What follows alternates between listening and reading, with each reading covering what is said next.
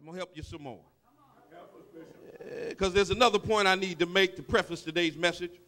And it's the concept that somehow an imperfect messenger pollutes the message. This again is the method used by both those in the world and in the church to dilute God's message by attacking the flaws of the messenger. So we say things like, all have sinned. Sweep around your own back door before you try to sweep around mine. Don't we say it? Stop being holier than thou. We highlight the fact that those who preach and teach the gospel, those who attend church and attempt to walk a Christian path, are people who sin and make mistakes. And while that's true, we do sin. We do have stuff in our past. We do make mistakes. We do fall down. We do mess up. But that does not negate God's word.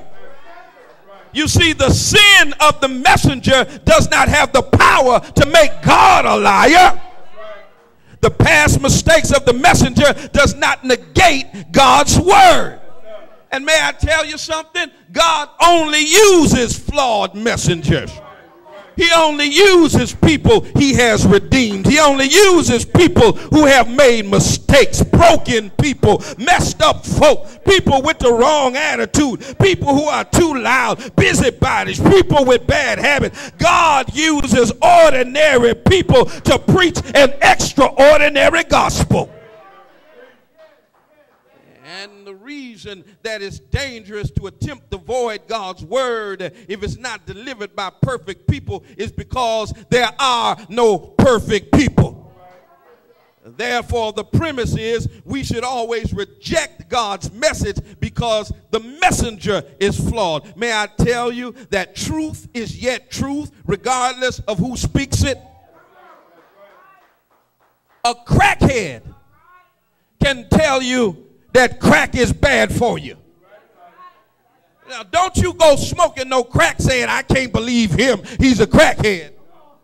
He know exactly what he's talking about. You see, your wrong does not magically become right because the one who told you it was wrong isn't perfect. So no, we who preach and teach the gospel don't claim to be perfect. But you know how we know the truth of the gospel? We know the truth of the power of the gospel because it first worked on us. I wish I had some help in here.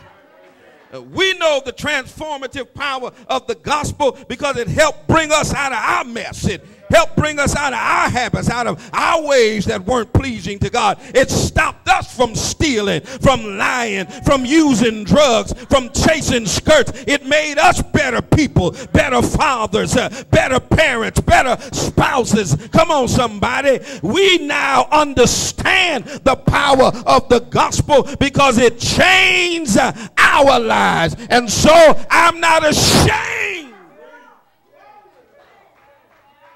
of the gospel of Jesus Christ, for it is the power of God unto salvation.